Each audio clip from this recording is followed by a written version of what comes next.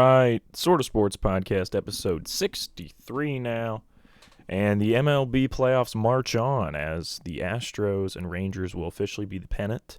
And the NL are currently figuring out the Phillies taking a one-game lead over the Braves. So once the divisional series wraps up, the boys and I will come on and talk about everything pre-pennant. We do have a bit of a break where I'm not going to be seeing RJ and Andy this weekend, so there's a chance that our pennant preview is maybe like one game into the pennant, which I know, boo, but that just might be what has to happen because none of us really live that close to each other, so that might be what has to happen. I think the best case scenario would be for the Phillies Braves to go 5 games because I think then we would only have like one. I think maybe the AL pennant would play one game before we record, I think is the way that would work. Let me check MLB playoff schedule because we could record Tuesday night if we... Oh, man, they're starting Monday night? Oh, they're starting Sunday night for the pennants. Wow, okay. Well, then, our pennant preview might be a little bit into the pennant, just based off the nature of the way our fall break's lining up and everything. So just keep that in mind when it comes to the pennant episode. All right, so let's start off with some, because, this is not the baseball-themed. The Thursdays are not the baseball-themed stuff. This is the football-themed episode. So let's start off with some college football. And first of all, the picture on the screen right now is Michael Penix Jr., because my man has been killing it. Michael Penix Jr., he is the favorite for Heisman, as he should be. And so great work for Michael Penix Jr. I've been saying it since week 2 or 3 that he's looking great. And he is. I think he's got a great chance to put Washington in the playoffs and win Heisman. It really feels like it's very much him versus Caleb Williams at this point. And I really love the fact that the media is giving Shedeur a lot of credit. We did get a big win. Let's go Buffs. We got a win over Arizona State. Arizona State not very good. That's always good for us to get a win. I'm a big fan. So next up, we're going to play Stanford. Should be getting a win there too, back-to-back wins. That'll be great. And Shedeur has continued to look really strong, so really happy with that. And then after that, we play UCLA, who's ranked. So that'll be a big game. Oregon State, who's ranked. Arizona, who's still tough, even though they're not ranked. And then Washington State and Utah. So this is Stanford's really our last, I would say, we pretty much have to win this game. The rest are going to be tough. All right. So, yes, go Buffs. Michael Penix Jr. continues to look good. But really the biggest plot line the entire college football season so far, not so far, but the biggest plot line of this week was the Oklahoma Sooners upset Texas. And, Oklahoma versus Texas is a big thing. They're both moving to the SEC. I think it's either next year. I think it's next year or in 2 years. And Oklahoma got a huge win. Pretty much guarantees Texas isn't going to make the playoffs. So great work from Oklahoma, starting to build that program back up from Lincoln Riley leaving. So that's awesome for them. If they can keep this momentum up and they go undefeated, there's a very good chance they make the playoffs. I love the fact that it appears that this college football season, everything's changing. Right now, I would honestly say the Pac-12 and Big Ten are better than the SEC. And you're looking at a guy who pretty much always says the SEC is the best form of football. But the Big Ten's got Penn State, Ohio State, Michigan, who all look like really good teams. And on the other side, you got Pac-12, who I think is the deepest conference in the entire nation. Washington State, Oregon State, Colorado's a team you don't want to play. And your biggest teams are obviously Oregon and USC. Utah's still a really tough team. Pac-12 is so much depth. And Big Ten's a little more top-heavy. I would even say Maryland's a pretty solid team. Whereas when I go to the SEC, there's not a lot of schools that I really fear. I would say Georgia's obviously the big one, and Georgia's the one. But when I look at it, it's Florida State, to me, is their best case. I think Florida State's honestly better than Georgia. I don't think Georgia looks that amazing. So, there's Georgia and Florida State are the big two. And then after that,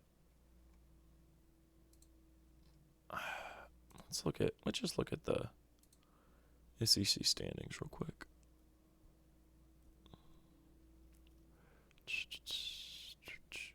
Wait a minute. What am I doing? Why did I say Florida State? What was I thinking? I know they're not in the SEC. I'm so sorry. I know Florida State's not in the SEC. I don't know why I read that. I just saw them at 4. My brain's like, oh, yeah, they're SEC. They're South. No, Florida State is... Oh, my gosh. No, Florida State is not SEC. I'm so sorry, by the way. They're ACC. I knew that. Okay. Never mind. Furthering my point, so Alabama has 1 loss. Georgia is the only undefeated team in that entire conference. So to me, it's just I'm not like terribly impressed with this entire conference at the moment. I don't think LSU's that legit. I think Kentucky's frisky but not crazy good. I think Georgia's good but not as good as they have been in the past. I don't think Alabama's that crazy this year. And after that, you're getting into teams that have more than 1 loss. I mean, really the only other team I didn't mention that has only 1 loss is Ole Miss.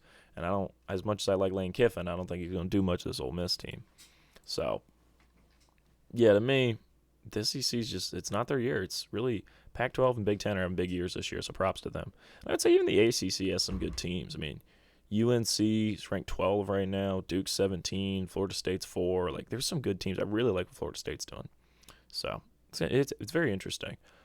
Now, the big game to me this week is Saturday at 3:30, Oregon-Washington. You got 2 of the best teams in the Pac-12 going at it. If Washington wins this, they are the juggernaut in the Pac-12. And if Oregon wins it, the reverse thing's true for them. And so that's really exciting. And Bo Nix, I think, is trying to make a Heisman conversation, even though it pretty much appears to be Penix versus Williams. So it'll be a big game this weekend. Really, the other thing I want to say right now is Michigan does look really good. I think there's a chance they enter the playoff as the 1. If Michigan beats Ohio State, I feel like they're guaranteed to be the 1 seed in the college football playoff this year. I feel like something's going to go wrong for Georgia eventually. And so, yeah. I'm just tossing that out there. Just saying. I think Michigan might end up being the 1 seed. Now, if Ohio State beats Michigan, well, then Ohio State's going to be the 1 seed. I'm just not sure if I believe in Ryan Day beating Jim Harbaugh right now, because I think Jim Harbaugh's got that program in a good direction. So, I'm sorry, all my Ohio State listeners, but I'm being honest. If I'm wrong, we could all party like it's 2018. No, not 2018. What was the last year they beat Michigan? Like 2019? I don't think they played in 2020. Yeah, because like Harbaugh said they had COVID and all that. All right, let's move over to the NFL. My guy, Brock Purdy. I'm going to name the episode after him. Love Brock Purdy. He's been killing it. Brock has been absolutely killing it. Early on in the season, I thought Brock Purdy was a top 10 quarterback. A lot of my friends laughed at me. Now they're starting to come around, and I don't blame them because my guy has been excellent. He's yet to throw an interception. Just want to toss that out there. I think he's better than Jared Goff, and I really like what Jared Goff's doing on the Lions. But the thing is, to me, with Brock, is that you look at Brock right now, he's not as good as like Jalen Hurts, or he's definitely not as good as like Mahomes, Josh Allen, like those top guys. But he's still pretty good, and he's good enough you can win a Super Bowl with him with this team. Here's my thing: if he continues to improve, because I think he's playing better this year than he played last year. If he continues to improve, just think about how much it's going to improve. He's already got the best coach in the league, on the best team in the league. If he continues to improve at the rate he's been improving, he very well might eventually be a top 5 guy because he's got so much room to grow, and look how successful he's being, even though he hasn't even grown that much yet. So there's a lot of potential still left in Brock Purdy, and he's got so much more room to grow. And even when he's not top tier yet, that team is still the only undefeated team not named the Eagles in the NFL. And we'll get to the Eagles later. I have words. So, yeah, Brock's been killing it. Love Brock. Super happy with him. The Niners just look great. To me, I look at the NFL, and I was right about that Jaguars-Bills upset. I don't know if I predicted that or if I just said the Jaguars might win. I think I predicted Bills, but I was like, the Jaguars might win. I tweeted out, the curse never fails, because as soon as I put out a video titled, "Are the Bills the team to beat? The Jaguars take care of them," which, granted, it was only a 5-point win, but still, I didn't think the Bills looked that great. So, here we go. When I look at the NFL, I think realistically there's 3 teams I look at that I think I could see winning the Super Bowl. Not being in it. There's like 8 teams I think could be in it. There's like 3 I think can win it. and it's the Dolphins, the Chiefs, and the Niners. Those are my three. I think the Eagles could be in it. I think the Lions could be in it. I think the Bills could be in it. Okay, so that's what, 6? There are 2 more teams that I think could be in the Super Bowl. I think the Seahawks, in a really weird scenario, could end up in it. And AFC-wise, is there anybody else? Well, that would be, I guess, like I could see honestly, I could still see the Ravens doing it somehow, just being in it. But other than that, I mean, the Ravens is even a stretch, to be honest. I don't see the Bengals at the moment. They're not playing well at all. Unless the Bengals had a full-fledged turnaround, they would, I guess, I'd honestly feel more comfortable putting them than the Ravens, just because I don't really like the receivers Lamar has. Poor guy. But, yeah. So what I'm saying is, the 3 teams I think could genuinely win the Super Bowl: Fins, Niners, Chiefs. If we get a Chiefs-Niners Super Bowl, it's going to be excellent. If we get Dolphins-Niners Super Bowl, that's the greatest uniform matchup in like the Super Bowl. That's going to be beautiful.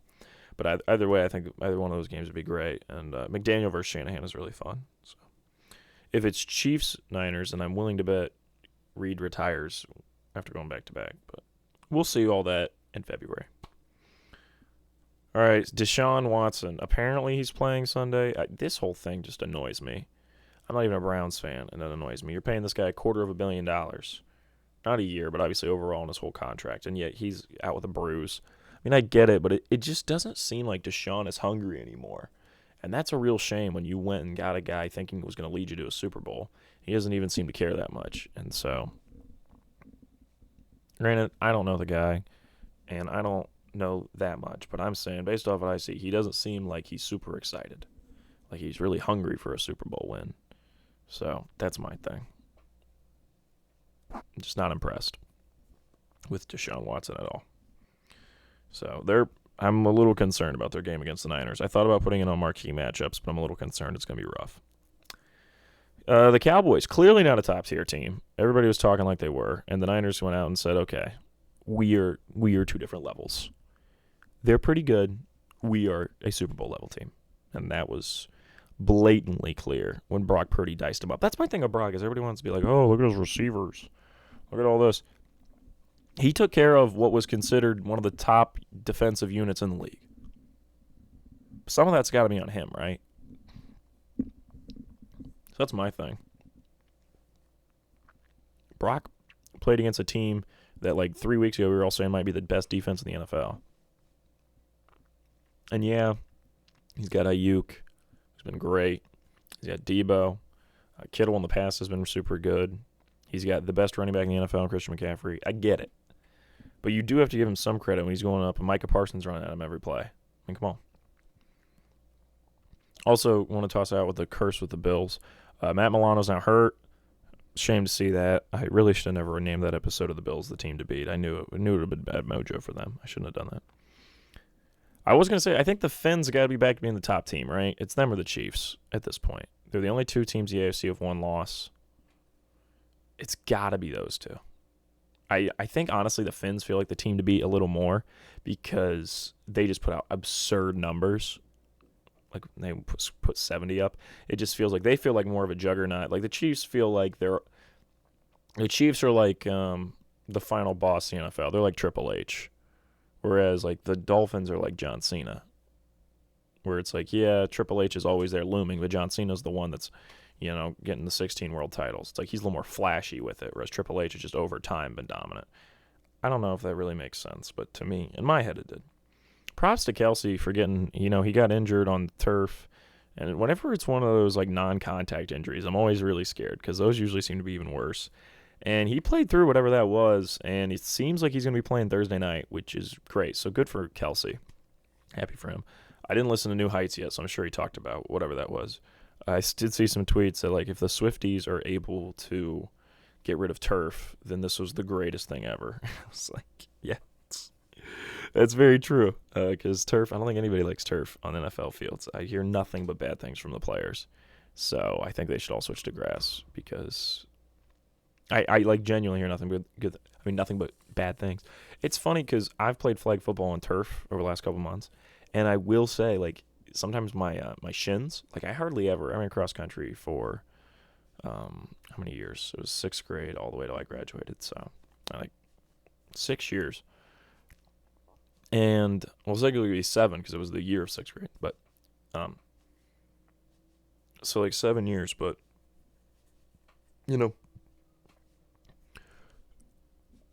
I would hardly ever get shin splints. Like that was just something that, like, didn't really happen to me. I never really got shin splints. I was really lucky that way. And I remember one time I kind of started getting them, so I started putting my legs in, like, ice buckets after practice. But with the turf, I'd come back from my flag football game. And keep in mind, I'm not, like, one of the better guys on my team. My guy RJ, who came on the podcast, he's pretty good, so I let him play. I let him and some of my other friends that are better, like, play more, and then I'll get tossed in at some points. But, like, I'd play, like, let's say I played 15 snaps, right? I come back, my shins would feel weird. I wouldn't have a splint, but it would be kind of irritated. Now, granted, that could be my shoes. I was just wearing regular running shoes. I wasn't wearing, like, cleats on turf. I get it. But there's something to say about that, where it was weird because it's fake. It doesn't feel right. Now, for baseball and softball, like, Genevieve is a very good softball player, and she says it's not a problem. So I'm going to take her word for it. But when it comes to football, with all the up and down and the way you're moving and stuff, I don't like it. And as somebody who's played flag football on it, it felt weird, and I didn't like it. So I just want to toss that out there. I'm with Travis Kelce and everybody who's against the turf because it bothered. My one friend got a really bad turf burn, and it was awful. It was so bad. He was diving to make a tackle, and it was just absolutely terrible. It was way worse than what he would have gotten in grass. So, okay. Next up topic I had: Panthers continue to frustrate. What do you want me to say? We're the only team in the league that hasn't won a game. We run a bad offense. We made the Lions look like the Super Bowl quality team they are. Not winning, but being in it.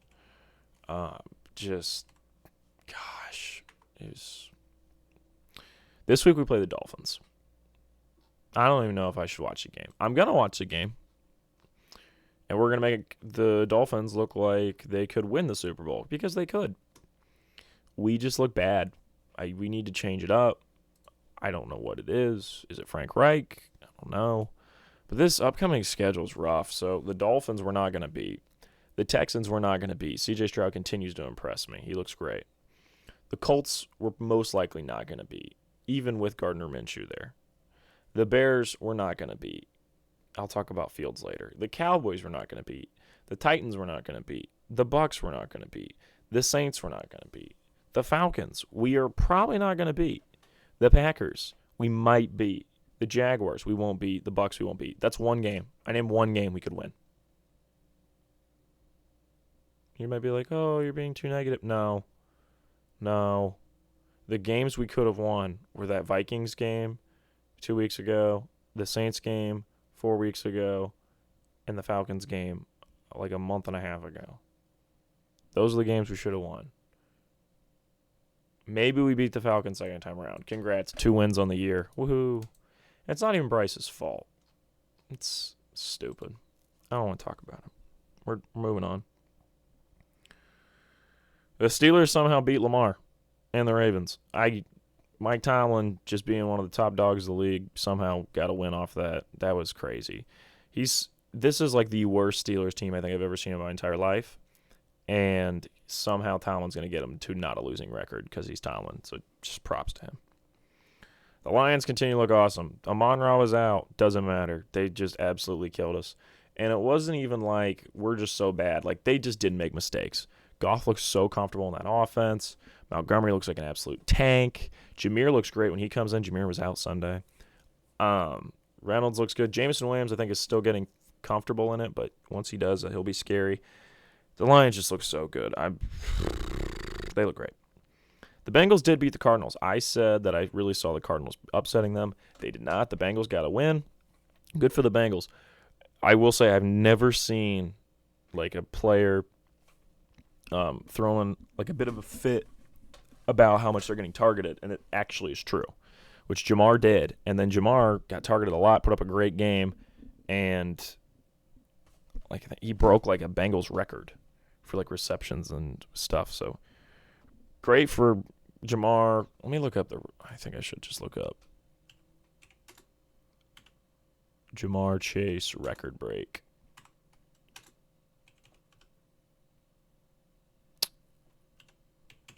Let me see what that was. All right. Chase's 15 catches broke the single-game franchise record held by Carl Peckins, who had 13 on October 11th, 1998 against the Steelers. So there we go. Yeah, he broke the Bengals record for reception. So, I mean, for once, guy threw a fit. He's like, hey, I'm always open. And then they give it to him, and he was always open. So props to Jamar Chase, because usually when a big superstar player says stuff like that, he gets embarrassed, and he did not. So props to him. And maybe the Bengals can turn it around. The Jets beat the Broncos. That was funny. Hackett kind of gave him the FU when they were walking out. That was hilarious. And so that was fun. The Jets beating the Broncos was very fun. I'm not ready to apologize to the Eagles. I don't know what it is. The team, like, record-wise, are 5-0. I should be like, oh, man, they're going back to the Super Bowl like last year. There's just something off. And I do not have any good analysis. I don't have some statistic. I don't have something I've seen in their play calling. There is no reason. No reason. It just feels off. The vibe is just off. That's all I have to say. I just don't see it. I think this team's ceiling is an NFC Championship loss, which is still really good, but I just don't see them going to the Super Bowl. I don't know what it is. I will say the Eagles coaching staff guys who leave, Gannon is doing an exceptional job with the Niners, the Cardinals, and Steichen doing a great job with the Colts. So props to both of them. They're both doing well. And D'Amico Ryan's obviously killing it in Houston. So at all the new hirings, obviously the Panthers coaching staff is doing the worst. So, just, The Patriots are terrible, and Mac Jones is terrible. I made a joke that the Patriots could get Caleb Williams, and it's starting to look like it could happen. The Patriots look so bad. Now, granted, one of my friends is a Patriots fan. He said, no, we have a really easy schedule coming up. But he's like, yeah, we are absolutely terrible. I'm like, yeah, they just look bad. They look so bad. So, Patriots are bad. I think Mac Jones is probably done being the starter there. So, that's that. All right, the big thing I want to talk about is am I right about Justin Fields? Am I right about him being really good? He played super well Thursday Night Football against the Commanders. Now I know he's playing the commies. He's got to fight for America.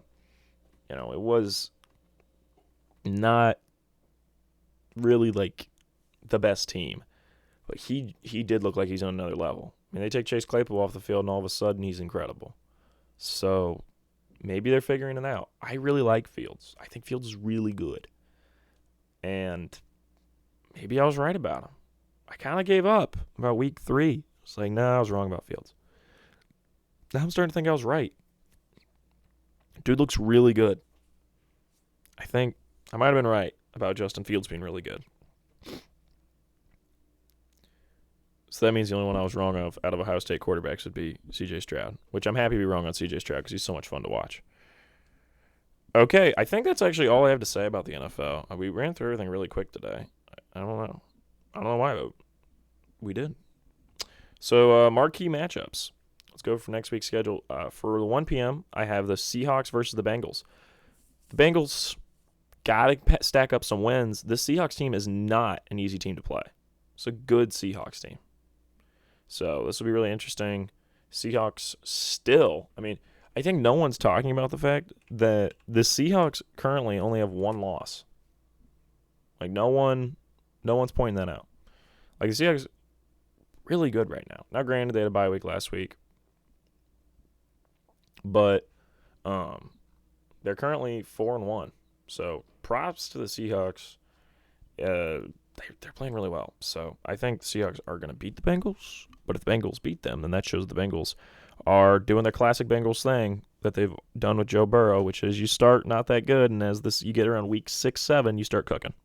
So All right, after that, I got 1 p.m. Texans Saints. This game could be really fun. I think Stroud could have a real strong game. This Saints defense is tough, though, so it'll be interesting to see how he matches up against them. I know you're like Texans Saints. I don't want to watch it on Sunday Ticket. I promise you it's going to be an interesting game. I'm not the biggest fan of what the Saints are doing on offense. I get that. But Stroud is really fun to watch, and the Texans offense is super fun with him, Tank Dell, Mechie, Nico Collins. It's going to be a fun game to watch from the Texans offense and watch how the Saints match up against them. Then 4 p.m., it was super obvious here. Lions versus Bucks. Two teams with only one loss in their record. Two teams looking to win their division. Two teams that are both really good. I think the Lions are significantly better. Lions should win this. But the Bucs are going to be wearing their creamsicle uniforms, and everybody needs to see that. And the Lions uniforms aren't bad themselves. They're going to wear their white ones, and those are nice too. So it's going to be a great matchup both with uniforms and play because these are both two good teams. It's always fun. You get to watch Baker Mayfield versus Jared Goff. Two likable guys. All right, primetime picks. Thursday Night Football. Chiefs over Broncos. There's no way you're going to convince me that the Broncos are going to beat this Chiefs team. Broncos look bad. Broncos are in the Caleb Williams mix. They're going to get their ass handed to them, honestly. The early birder on Sunday morning, we got Ravens versus Titans. I got to go Ravens here. I think the Ravens use this as a get-right game, and the Ravens take care of business against the Titans. Titans are one of those teams, like a little trap team. You're not paying attention, then boom, they sneak a win out. I think the Ravens are paying attention, so they should win. Sunday Night Football, Bills-Giants. I feel really bad. The NFL really put a lot of Giants and Jets games on primetime this year, thinking that was going to be a money matchup from both angles, and it has not been. So Bills are really going to take care of business here. They're pissed off that they lost last week. Monday Night Football, Chargers-Cowboys. This isn't a terrible matchup. I'll give the NFL schedulers credit. Seeing Herbert anytime is great. The only problem is he's on the Brandon Staley offense, but I just got a feeling Herbert's going to edge this one out. He's going to get a win over the Cowboys. So Chargers over Cowboys. Might be a little biased because Herbert's my boy, but that's the reality. So those are my primetime picks. Okay, so that is all for the NFL section. We really ran through things quickly today. I think part of it is, there's less things to talk about once bye weeks come up and stuff. And I think a little bit part of it is that I'm kind of hungry for lunch, if I'm really being honest with you guys. So I think that's part of the reason I've been running through things so quick. But now's a little bit of time. I'm going to talk about some movies. Talk a little bit about movies on what I've been watching. So apparently, when I watch movies in October, I only watch classics. Because let's fast forward. Let's reverse of fast forward to 2022. In which October, I watched 10 Things I Hate About You, When Harry Met Sally, and Casablanca. Two of those were for the first time, When Harry Met Sally and Casablanca.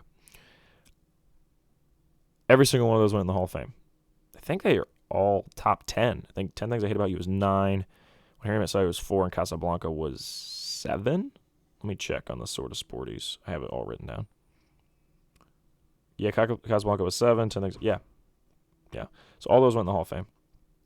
Let's talk about this year, which I'm over 70 films watched on the year, and that does not count anytime I watched a film that was already in the Hall of Fame. So like when I watched Beverly Hills Cop for my birthday, that did not count. So I think I'm actually over like 75 because I have watched some movies that were already in the Hall of Fame. Like I watched Harry Met Sally 3 times this year, I think.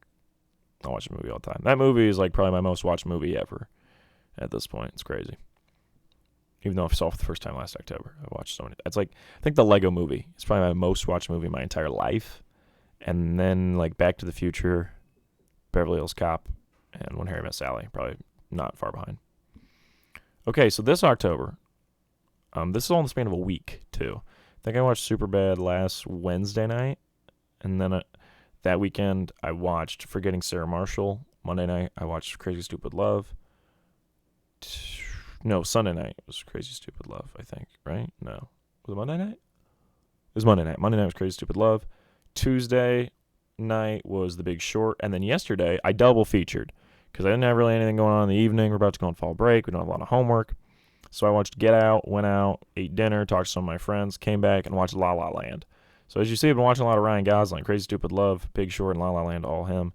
Get Out was one of those I've always wanted to see. I'm not a horror movie guy, but I wanted to see it. It's Jordan Peele. And I was interested, and it was good.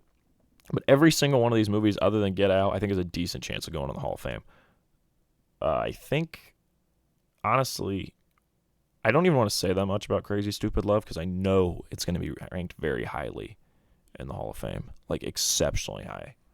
I actually originally wrote my notes for this episode. Let me just pull up my notes for this episode real quick.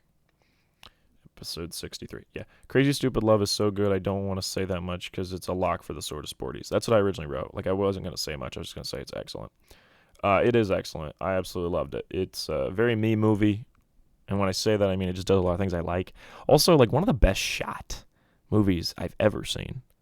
Crazy Stupid Love, which is crazy because it's not like it's this wide open, beautiful nature. No, it's normal suburban condos.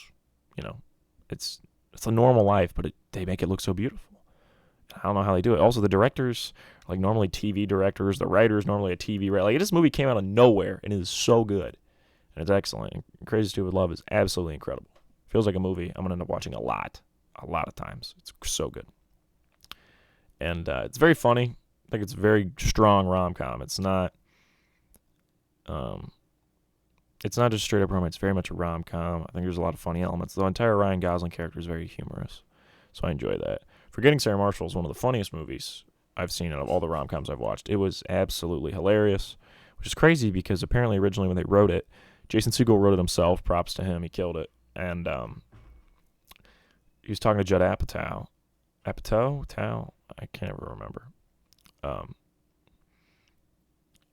He was like, Judd told him, just write it like a drama and we'll improvise all the comedy stuff because we're funny, which is hilarious because that is genuinely one of the funniest movies like I've ever seen. Is absolutely hilarious. So the fact that it was originally written as a drama and they improvised a comedy blows me away. I'm like, wow, you guys are really funny because that was great. So that movie was very funny. I loved it.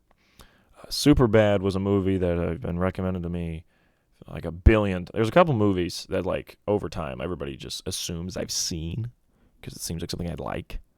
And Superbad and Get Out were two of those. And The Big Short, honestly. All those three were just movies that people were always like, you'd like that if you watched it.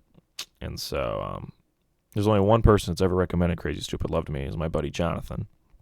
And he told me, like, it was only a couple days into knowing me. He was like, you would really like Crazy Stupid Love. And I was like, oh, okay. I've heard of the movie before, whatever. Then I watched it and I texted him. I was like, yeah, this is absolutely incredible. So you completely hit the nail on the head, bud. This is great. So all these were pretty much off. Like Superbad's one of those over time. People have just said I should watch it. I watched it, really enjoyed it. I do think it's got a chance to be in the Hall of Fame. Really works for me.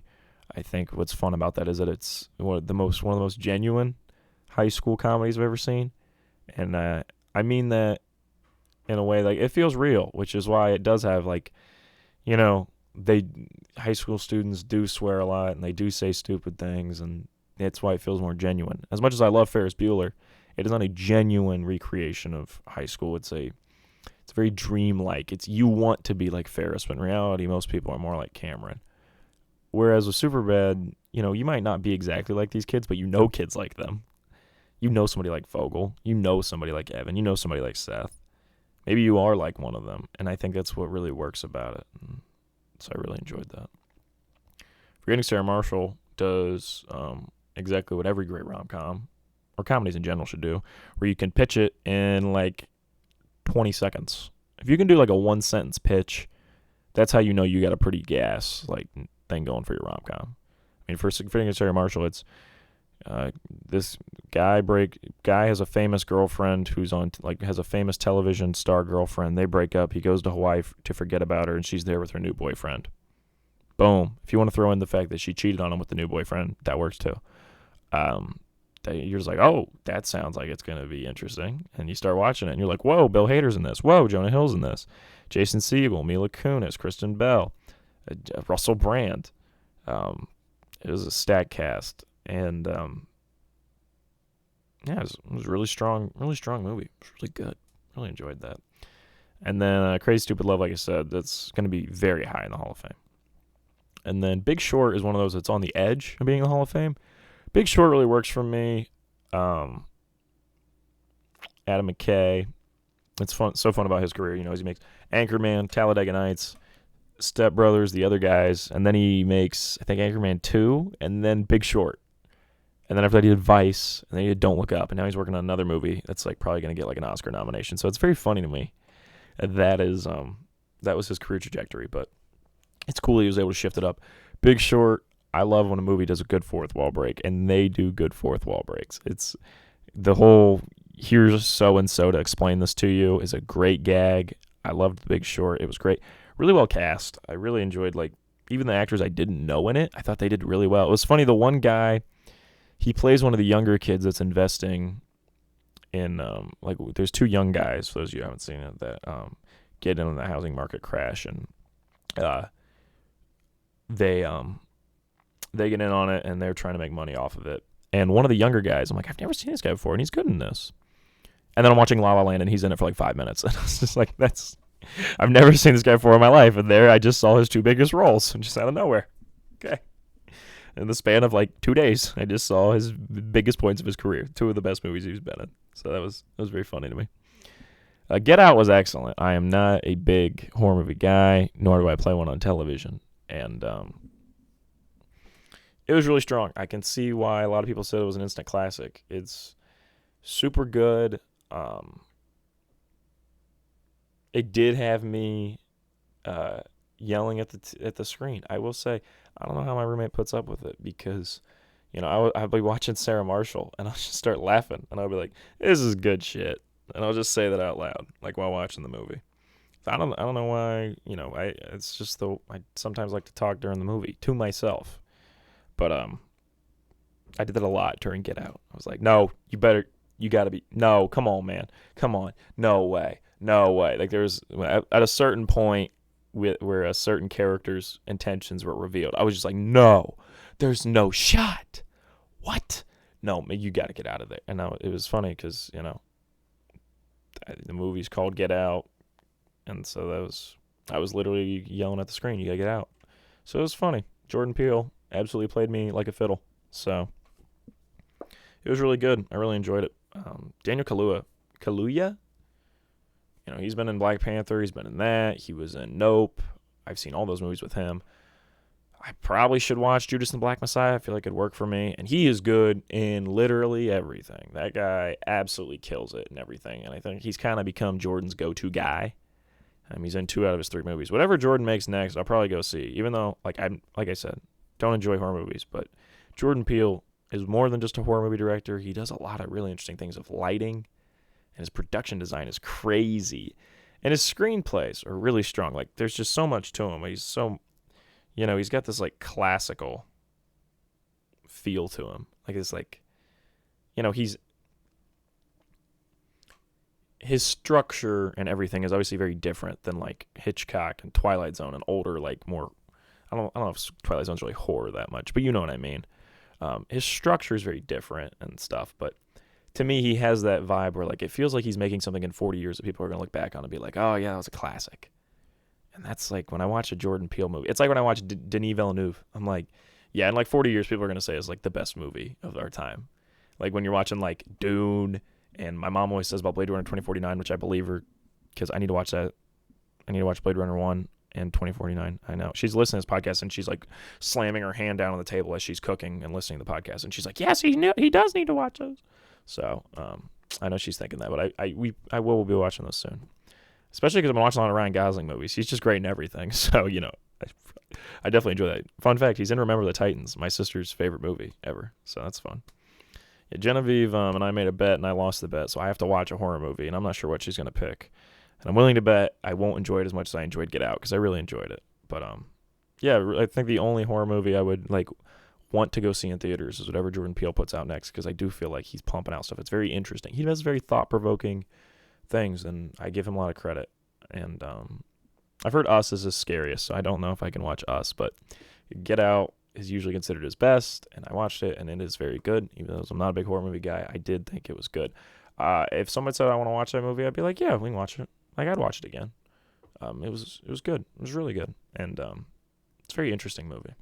And it's one of those where even once you know the twist, you still would want to see it again. It's not like once you know the twist, you're like, whatever, it doesn't really matter now. All the tension's gone. No, it would still hit the same. So, really good at building tension. Give him a lot of credit. He's a a lot of that's acting and directing those actors, and he does a great job with that. And I mean, like I said, Daniel Kaluuya absolutely kills it. So, yeah, Get Out was really good. Really enjoyed it. And then, do I have anything else to say? I don't know what's Jordan Peele doing next. I'm curious because I will say when I went and saw Nope, I was not impressed. I had really high hopes for Nope, and I know some people really liked it, but I did not really enjoy Nope. I was like, it's, what is Jordan Peele's next movie? Dun, dun. Yeah. I understand there's like a deeper meaning to Nope and everything. I get it. It just wasn't really for me. Let me see. Jordan Peele sets fourth movie for 2024 Christmas release. When was this article written? March 20th, 2023. I don't know. Maybe that slowed down. It might have slowed down because of the writer's strike and the actor's strike. I think the actor's strike's still going on. Really happy the writer's strike ended. Glad that worked out for the writers. I want the writers to have all their demands met. And I definitely want all the actors to have their demands met. He said his next movie is a little bit of horror and a little bit of comedy. Well, that'll be interesting. It says on its current date, Jordan Peele's upcoming project will premiere 1 week after Avatar 3 and Sonic the Hedgehog 3. Okay. Yeah, I'll probably go see that. I don't really like horror, but I really like his movies. Like I said, he just feels like he's pumping out something special every time. All right. Then we got the big one. I did not expect this movie to, I'm about halfway through this movie. I'm like, that's pretty good. And then it ended. And I was like, well, damn. That was really good. And that was La La Land. This is usually a type of movie I do not like. I watched two types. I spent, yesterday I double featured. There was a very good chance. I was like, both those movies are pretty good. And then I was like, Get Out. I was like, oh, I like that more than I thought I would. And then La La Land, I was like, oh, that was amazing. La La Land is one of those movies. Chazelle, I've never seen a Chazelle movie. A lot of people say I'd like Whiplash. A lot of people say I'd like Babylon. No one really recommends First Man. It's like the ugly stepchild of his filmography. No one's ever like, oh, you really need to watch First Man. No one ever recommends that. But I watched La La Land, and my goodness, it was incredible. It's one of those movies been super hyped up. I was in plays in high school, and there's always those girls. Well, there's usually, I guarantee there's guys out there that are like this, but I didn't have any in my, high school that were, really into La La Land. But there was always some girls like, oh my gosh, La La Land's one of my favorite movies. And I'm always like, oh, okay, whatever. And they would, play some of the music. And they would always play the dun dun dun dun dun dun dun dun dun, like the opening number. And I was always like, okay, whatever.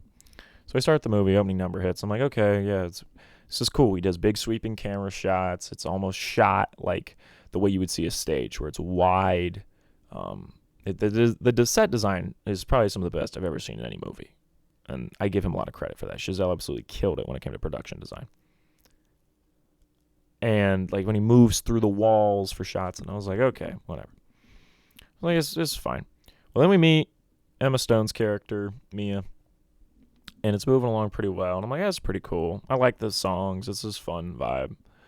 And then we meet Ryan Gosling's character, Sebastian, and he's playing on the piano, and she meets him, and that's how I'm starting to be like, oh, this is interesting. I like how the music is a part of the story. It's not like it's just this thing that happens. It's fun whenever they incorporate it, kind of like High School Musical. I know.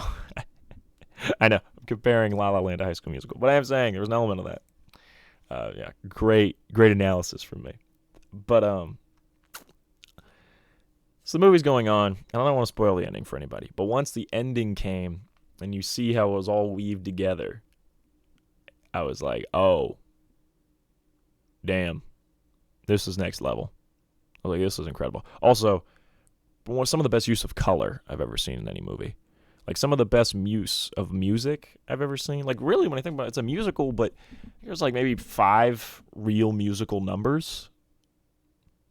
I mean, there's a lot of moments where it's like there's music going on, but no one's singing. It's like they're moving to like they have a whole date where they don't even talk. The music just gives you the vibe of how they're feeling, and that's incredible. And that's the stuff that really impresses me about this movie. So I don't know how high. It's one of those where I think the more and more I sit on it, by the time we get to the sort of sporties in January, it's gonna be like really high, like really high.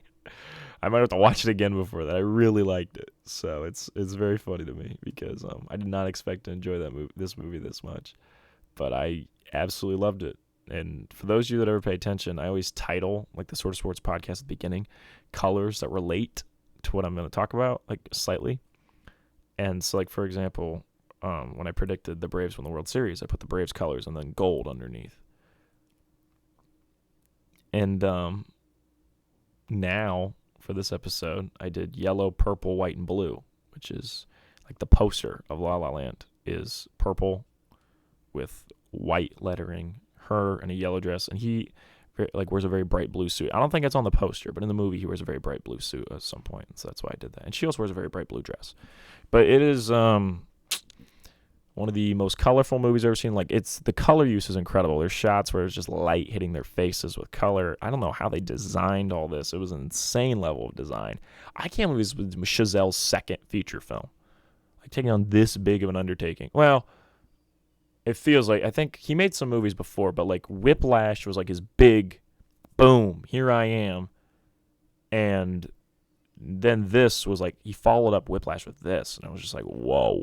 It's a huge undertaking, and you absolutely killed it. Maybe that's why First Man is recommended so much. He put all his eggs in the La La Land basket. And the First Man was just kind of like, oh, yeah, we'll make First Man. And then Babylon. You either love Babylon or you think it's overrated as hell. So I'm very intrigued to see what side of the pond I sit on. I hear it's like Magnolia, and I enjoy Magnolia. Magnolia's not going in the Hall of Fame anytime soon, though. So I think I watched 4 Paul Thomas Anderson movies this year. I don't think any of them are going. Licorice Pizza, Hard Eight, Boogie Nights, Magnolia. I don't think any of them are going to the Hall of Fame. I might watch There Will Be Blood before the end of the year. I think, during the summer, I thought I was going to watch all Tarantino's, ranked Tarantino's, and this year's Hall of Fame was going to be filled with Tarantino. It's probably a good thing I didn't watch all the Tarantino's in one year, because then the Hall of Fame would just be slammed for all of them. Because it's funny.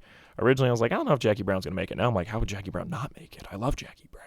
So the longer they sit with me, the more and more I like them. So I don't know if I'm going to watch Kill Bill before the end of the year. But I don't think, I think a rewatch of Inglourious Bastards, Death Proof, Hateful Eight, and Once Upon a Time in Hollywood, I'll be watching next year. I don't have any plans to watch those this year. Right now, I'm just kind of bouncing around, really watching whatever sounds interesting. I watched a lot of different types of movies this week. Really, the only through line was romance. Because even Get Out has romance. That's how he gets there in the first place. So, yeah. I think that's it. I just want to say, like, La La Land's on Netflix right now. I would recommend it to, like, literally everyone. Also, Big Short. My dad doesn't usually listen to the podcast, but if he does, I don't know if he's seen that. He has to see it. That is the most, like, my dad movie I've ever seen.